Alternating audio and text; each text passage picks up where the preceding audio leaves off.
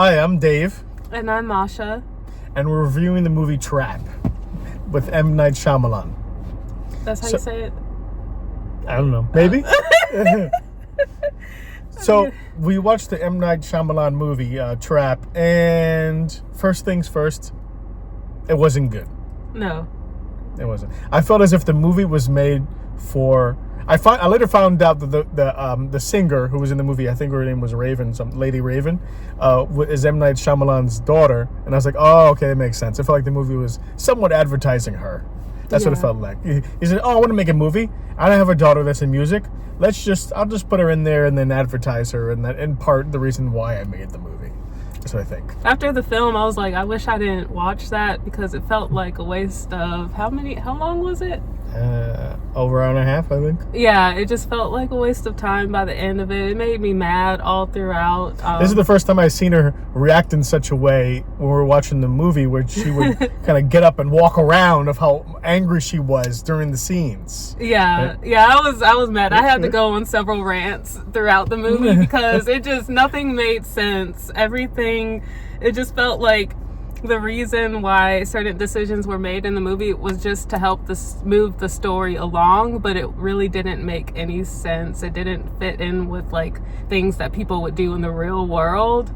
And it was the part where the main actor, the killer, was just sort of he apparently he's this serial killer, and then basically the entire police force of the city came to this one stadium to get this one guy. And I'm thinking they're not really going to do that. I mean, maybe if he was some sort of super terrorist or something like that, of a whole organization, that could maybe be more reasonable. They made him into some sort of serial killer, and then he managed to find the convenient black man that gave him all the information that he needed, that what was happening in the stadium, the secret code, so that if the police ask him what's the secret code, they know, okay, he's legit, as well as the card that he needs to open the doors throughout basically the entire stadium. He got the magical card that opens all the doors. Right? Yeah, because the guy...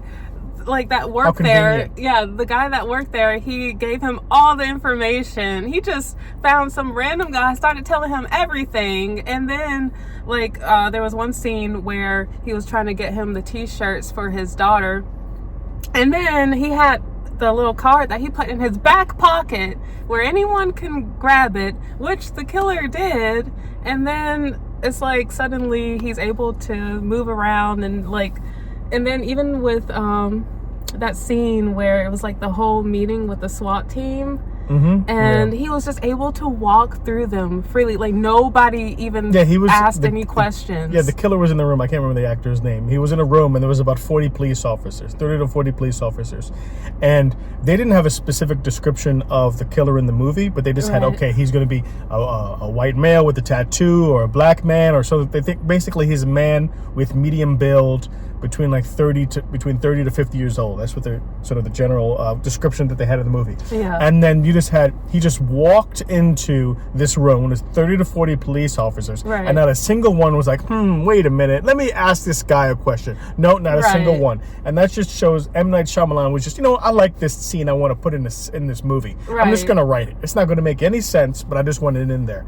And I feel as if that this is the theme of the entire film, just this series of conveniences, series of ridiculousness that he just wanted to have in the movie, and he didn't care about the logic or the underlying reactions or causes that could occur. He just wanted to put it in there. It just felt like it felt like a high schooler was trying to write a movie. It felt like a really high budget high school film, that's a high schooler made, and somehow they were funded with millions of dollars. Yeah, because M. Night Shyamalan. I'm also sad because every time I'm a fan of M. Night Shyamalan. I liked Unbreakable.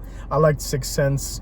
I liked I kind of enjoyed Signs, and there was another one I can't remember that. Split wasn't too bad, but I'm always expecting an M. Night Shyamalan twist, and this one didn't have an M. Night Shyamalan twist. It did Okay, well, no. No, it didn't. No, At the end, there's just some more and Shyamalami twist. There's no Shyamalamis. So I really wanted a twisty, but it didn't have that, which I was really disappointed. I expect that if the movie's going to be good, I should see at least a sweet twist. And there was no sweet twist. The overall film was just he took his daughter to a concert. The cops were surrounding it, and then he was trying to find a way to maneuver and escape this stadium because they were trying to find this killer. And piece by piece, he just tries to figure out a way to get out with his daughter being there without her realizing that he ultimately is the killer. Yeah. Right? That's sort of the theme of the movie. And just a series of ridiculousness and conveniences happen that cause this character to eventually escape the stadium. And how does he escape? He manages to get his daughter to talk to some guy who works for Lady Raven, the main actress person, whom conveniently this guy picks his daughter to go on stage, to be the one girl to go on stage and talk to a whole bunch. So he's able to get backstage so that he can find a way to escape.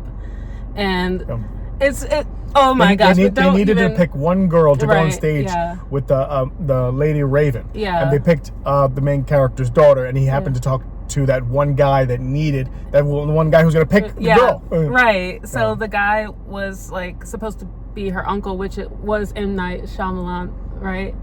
Who was the director was the character. So he puts himself in the movies. So he played the uncle of the performer in the movie. And so when they got backstage, it's just like these people, they're notified that okay, there's a killer here, and then it just doesn't make sense because they should be on high alert for everyone. Like, everybody should be treated as a potential... Yeah, the cops let him through on stage and they didn't even question him. Right. And then, after all that, and he went backstage and Lady Raven was done with her performance. Oh, that part. Oh, my goodness. He wanted to talk to Lady Raven.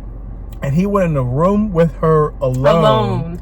With no security, no nothing. She was like, oh yeah, sure, why not? Let's just go have a conversation together. Yeah, because he lied to the person that was playing, the guy who was playing her uncle that got her on stage. He lied and said that his daughter had like leukemia or something like that. And he was like, oh, I want to talk to you. He was telling the performer, Lady Raven, I want to talk to you more about my daughter's condition. Can we talk alone? And then she says yes. Yeah.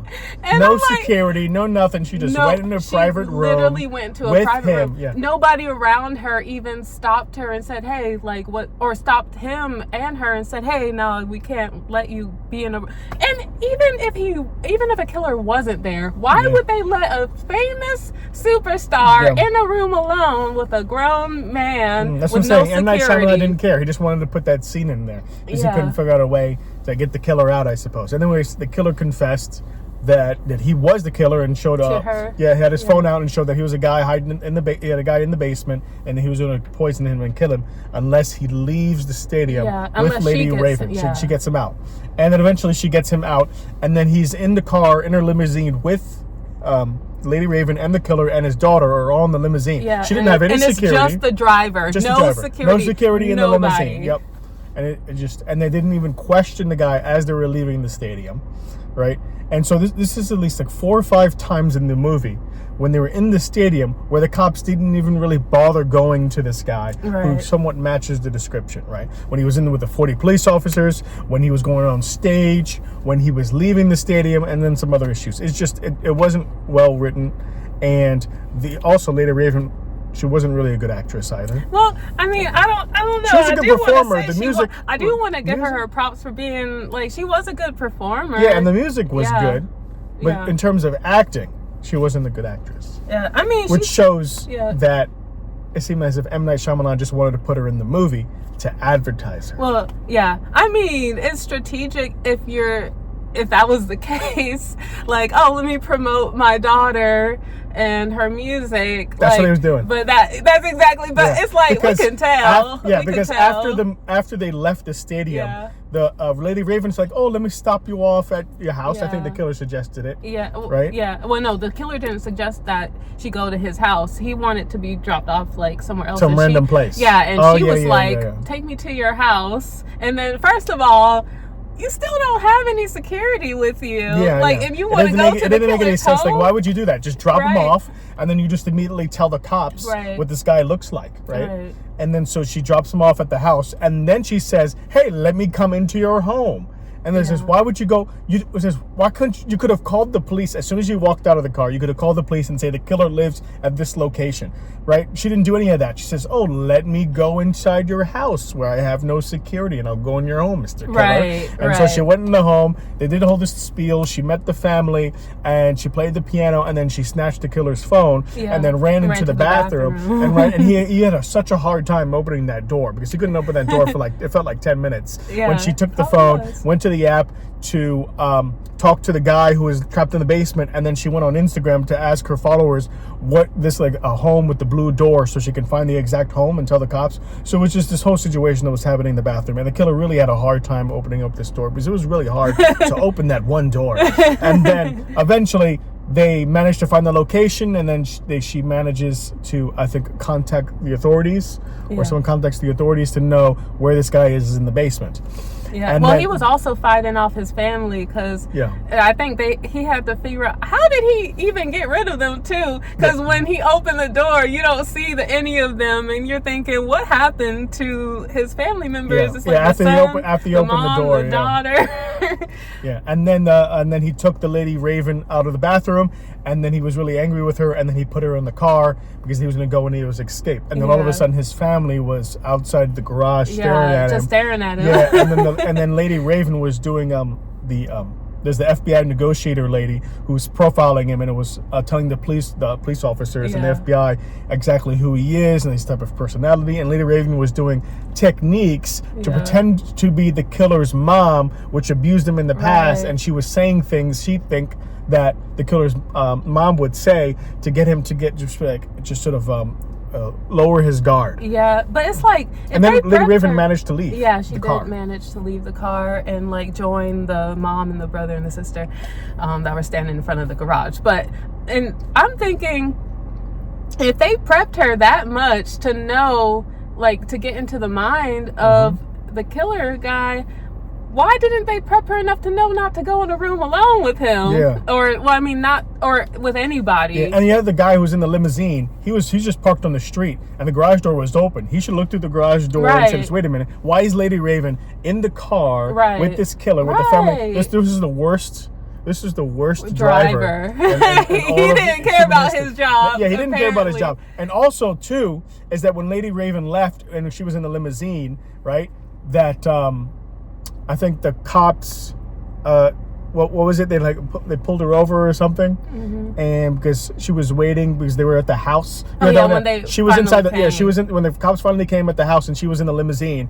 The killer dressed up as one of the cops and went up to the driver and says, "Oh yeah, I want to take the car." And the driver was like, "Yeah, sure, whatever." And he While- didn't while tell my her. while my Right. superstar is in the limousine, Right. and then the driver didn't even tell Lady Yeah, Raven that right the SWAT that guy. that SWAT guy was taking the vehicle, and he took Right. the vehicle.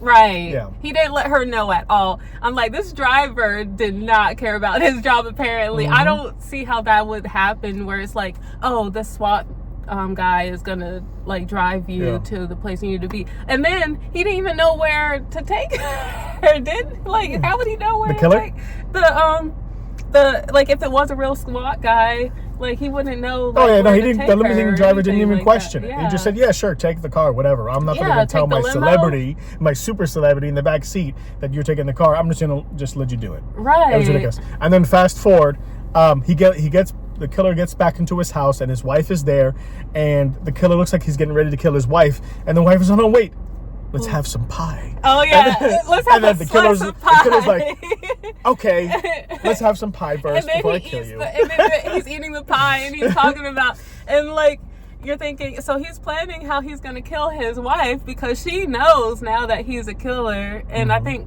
the whole thing was that she knew not the whole time, but Yeah, she had a suspicion that he was, and so she notified some police that he was going to be at the concert. Yeah. So And then she put like sedatives in the Yeah. pie that I think that he used for his victims. And then he was like, "Oh, I'm drowsy. Oh, Yeah. I can't stab you now." Oh, Right. no. And then the killer sees his mother in a distance, at the front entrance of his home, and it turns out it's the FBI negotiator lady. And then as he's walking towards her, he's like, "Oh, mommy!" The one of the SWAT guys tasers him on his right, and he's like, and then the SWAT guy tasers him on the left, so he's getting tased twice. Right, and then he has no shirt on. Yeah, so he has no shirt and on. Going like, and then suddenly he gains the strength of 1,000 men, and he's able to like pull off or like get away from the tasers. And like he's able to just be powerful enough to tackle one of the police officers and then poke his eyes with his thumbs, and then the FBI later then tasers him, and then he's getting double tasered and he falls down. Like, he didn't fall asleep at all. Right. He managed just the strength of 1,000 men and then fight the tasers while being sedative and able to pick up this guy and slam him down to the ground. So he was this powerful, but he couldn't knock down that door when she was in the bathroom, Lady Raven, and it was just ridiculous. And then they arrest him, and as they arrest him and then they're taking him outside the home, he's like, "Oh, wait a second, I need to pick up this bicycle that's on the floor." So, oh my goodness! So they had him in their arms. They were about to take him into their SWAT truck, the truck. And then like he looks at the bicycle. It's like a kid's bicycle, and he goes and walks over towards it, and they let him. Mm-hmm. And the thing is, you could hear in the background the wife say, "Don't shoot him." I'm like, girl, he was about to kill you. He was about to kill you. And the famous good thing superstar, she gave him pie. Yeah, she gave him a pie, and then she still was like, "Don't shoot him." What else was he gonna do with his life after that? And then so when he was like, and then when he says, "Oh no, let me pick up this bicycle off my ground," and all the cops were like, "Yeah, sure, why not, ultra killer? Let's do it." Let him and then he let him pick up the moment. bike and have this moment, and then he hugged his daughter, and then they put him in the truck, and then it zoomed in on the bicycle. Well, one of the middle frames, the middle wires, was he grabbed it when he picked up that bike, and then he uncuffs himself, and then he laughs and goes he. Right. Which is like it's just ridiculous. And not only the movie that, was just ridiculous. I thought M. Night Shyamalan over the decades would have been, a better writer by then. But like, it's also weird that they would bring the children back to the house immediately. Like, when does that ever happen? Like, after he got arrested, it wasn't like after he left. It was literally in the middle of him being arrested and taken into the truck. His kids were suddenly were brought back. And it's like, and then the daughter was allowed to go hug him. Like, when does that ever happen? Yeah. They wouldn't. No, it was just a lot of ridiculousness. So that was The Trap, or just called Trap. And yeah. You don't need to watch it. No.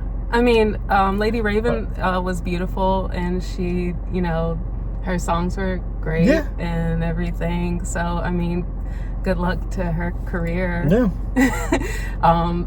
As far as the movie, I would say no. No. No. Okay. All right. Bye. Bye.